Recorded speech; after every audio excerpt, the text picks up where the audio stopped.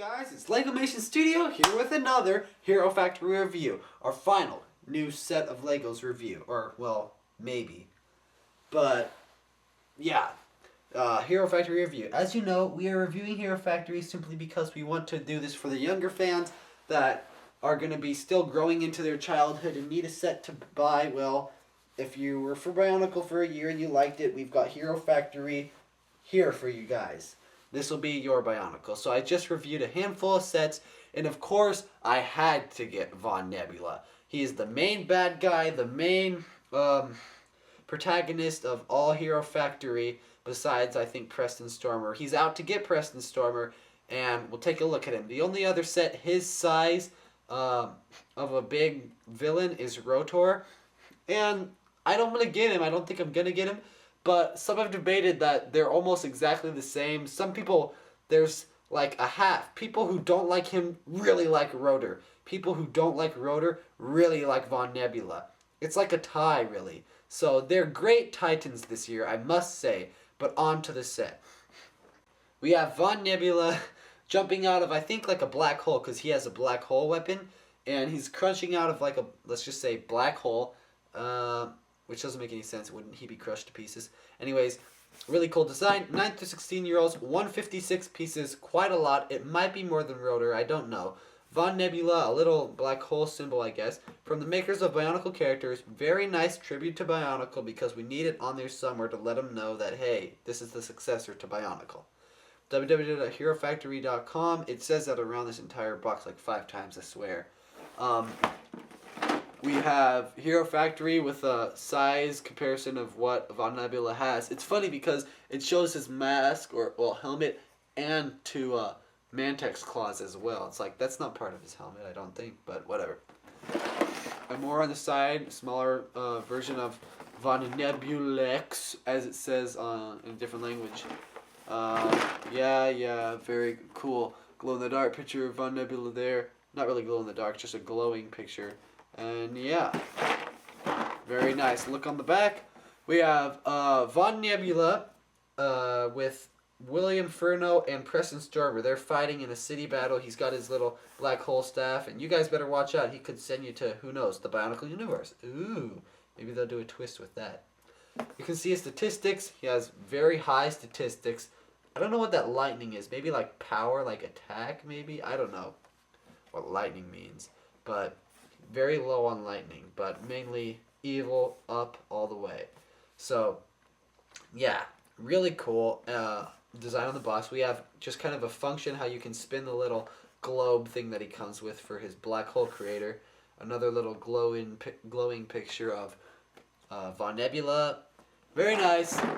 Let's, we haven't opened it up yet, so we will open it up and build it. We won't look at the pieces because this is a lot. Or maybe we should. Should we look at the pieces? Hey, why not? So we've opened it up, dumped it out, take a look at the contents, let's see what we got for our money. Well, we've got quite a lot of pieces, 156 pieces. Now, not many new pieces, of course, because he's a Titan. You can't come with too many new ones.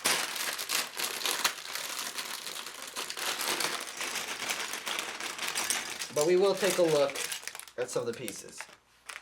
So, small pieces, don't really need that. These are all just a bunch of recolors like Mantex claws, Skrull armor. Yeah, we actually have some Technic armor that's still, Technic piece still used from the Throwbots to even End of Bionicle. We have Borok heads that's used for his shoulder armor. Piraka feet, the 2 versions of Piraka feet. The Tridex pod that we saw with the Makuta, that weapon of 2008. But instead it's blue and black. Very cool color scheme that represents kind of a black hole device. And then these 2 spikes, which are what come with Explode, except instead of red with yellow at the end of the spikes, we have black with blue at the end of the spikes. But a black and blue, very cool. And then, what's this? Da-da-da-da! Guess who it is? I don't know why they use this, but it's the only helmet, or, well, mask, that's used from Bionicle. That's right, it's Hydraxon's helmet. they used Hydraxon for Bionicle. Now, of course, I guess people like it because it is a recolor in black. That's very nice because we only got like 1 or 2 Hydraxon helmets and they were both in that silver color. But now we have it in black. I originally thought this was in silver because of the lighting in the picture from the leaked set pictures online back in like January. But no, this is Hydraxon's helmet in black, so if you're a Mockist, you'll really like that. Or Mocker, I don't know what you want to say. And then the original Toa Mata feet.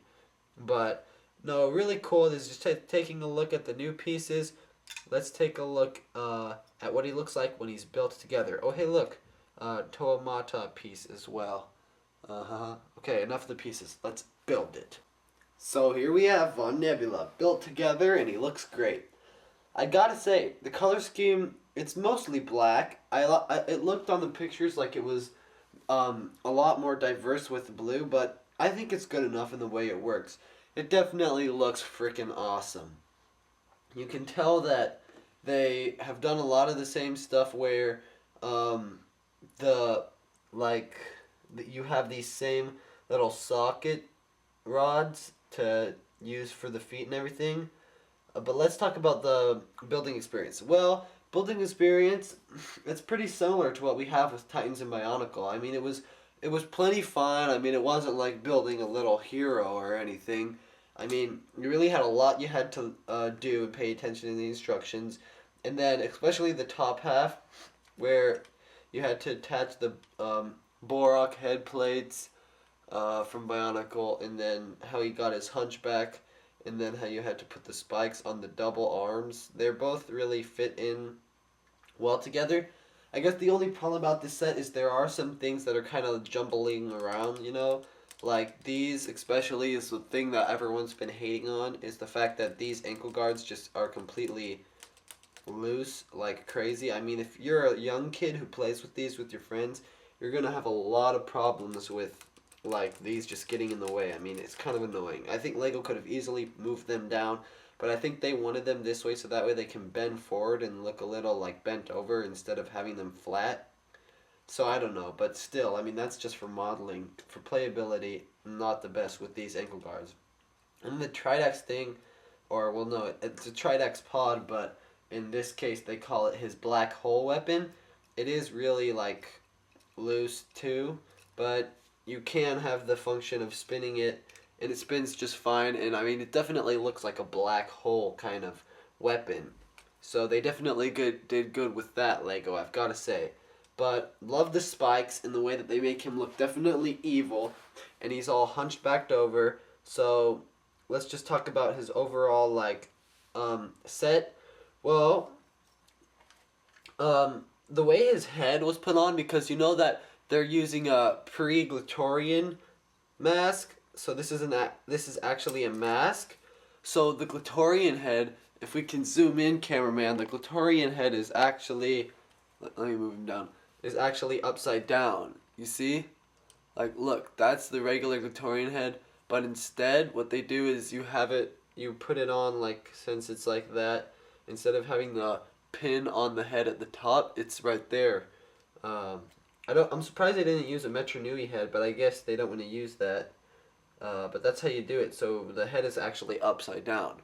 But not like it's a problem, that's just interesting how they did that, so that way they can make it work. So, wow, smart, just turn it upside down, Lego. But really, yeah, overall, I've got to say, he definitely is a really cool villain. I think he's totally awesome, and the way that the color works with his black and blue makes him definitely look evil, kind of a black hole color, if that is even such thing. But how about we do a comparison height-wise. Now, first, you can also move his head up if you don't want him to be a hunchback, but I think he just looks better and has more character if you put it down, because that's his character, he's a hunchback. But let's zoom out, cameraman, and do a comparison with Tuma and Takanuva. So here, let's get we'll do a comparison with Takanuva from 2008.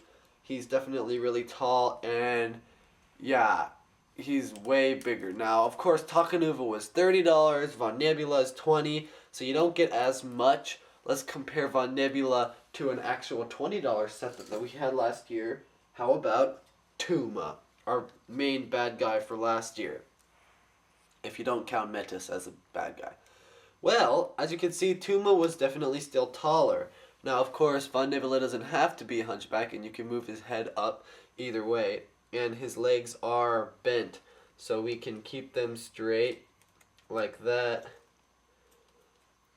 And yeah, still Tuma does look a little bigger, but just because the way they had the wings and everything. But this is just a comparison with Tuma, so you can see what you get. And I'm pretty sure Rotor is exactly the same size as Von Nebula, just a little taller because of the head. Von Nebula is a hunchback. But yeah, pretty cool. Of course, Tuma could probably beat Von Nebula up. Of course, Von Nebula could put him in a black hole. You never know what happens. Funny because they have the same chest plate, that Paraka foot. So that's funny. But yeah. So that was our comparison. We'll talk about our final thoughts on Von Nebula. One more thing I'd like to point out is that with Hero Factory, they don't use that much proto steel that we had. You know, that silver color in the weapons and everything.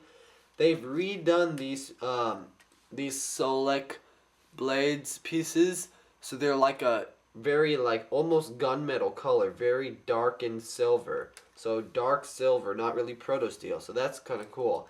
And then the pistons that we use for his leg, they're also darkened, unlike the lighter ones that we had with Bionicle, where they were this light silver with Takanuva. These have been darkened. So that's kind of interesting. It makes it so that way you have something different than the regular silver ones that we've seen. But they are on the outside. Some people don't like this. They say, why are the leg pistons on the outside? Well, I've got to say, I actually kind of like that, because with Hero Factory, I mean, if this was a Bionicle set and they had the pistons on the outside, which they never really did, but if they did, then I would understand why people would be kind of, pissed off. But I don't think it matters, because these guys are more robotic, remember? I mean, Hero Factory, the story behind Von Nebula is that Hero Factory actually built Von Nebula, but he became evil because he and Preston Stormer got in a fight. So I'm sure that definitely from what you see here, he's more of a robotic character. And that's why I think the pistons it was a better choice to have them outside of his leg instead of inside. And yeah, that's probably why they did that. So I like that. It gives him a more robotic character, unlike Bionicle was more biomechanic. So this is just kind of a back view you can see of him. The way they attached the Borak in both the Borak head plates and both of his arms, this leg thing, they have it on the opposite, so it looks kind of backwards. That's funny, kind of interesting. But overall, I really like him. He definitely is really cool, and if you're collecting Hero Factory at a young age, because you've still got plenty of years ahead of you, you definitely want to get him. He's the main protagonist and the main bad guy, so really, he's out to get Hero Factory, and he definitely looks like a really, really bad guy. So overall, I would give him about a 9 or 8 out of 10 for a Titan. We've seen better Titans before, but for Hero Factory, they did pretty cool with this, and LEGO has definitely shown that the successor of Bionicle is definitely cool set-wise. So really, if you like his color scheme, which I really do, and you like just his character in general, I definitely go out and get him. He has another one the same size and price of him called Rotor. I don't know if you like that more, but like I said, a lot of people like Rotor, which means the people who like Rotor really hate Von Nebula. The people who really like Von Nebula don't really care for Rotor. It's kind of interesting. Then there's people in the middle, of course, but that's just the reason is they were really good this year with the Titans, or I shouldn't say Titans, the villains, the ultimate villains. So yeah, now of course, this is our final Hero Factory review, but there are, vehicles, like there's the Furno bike and the dropship. I thought those were cool and I wanted to get them, but remember I stayed to the voting and the polls and you guys said bulk and vapor. So yeah, but maybe I'll do a surprise here or there, but I really don't want to get sucked into the franchise or buy much more of them. So But if you're at a young age, go out and collect every single one. I mean, they're great, really. I mean, they're definitely the successor of Bionicle and really are cool sets.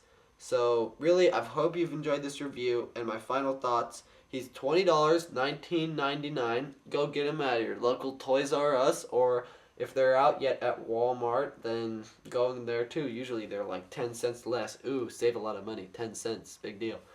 But, yeah. So, hope you've enjoyed this review. This was Von Nebula, and Hero Factory is pretty much over now. We'll see you guys later with the final, like, Bionicle Classic and Throwbot reviews that we might put out. But for reviews, just expect the Bionicle documentary soon, and maybe throughout the next couple years we'll put a Lego review here or there, because we might buy one or two for our stop-motion movies. But you never know. We'll just have to go with the flow and see what happens. But this has been our review of Von Nebula. Hope you guys enjoyed, and this is LegomationStudio signing out.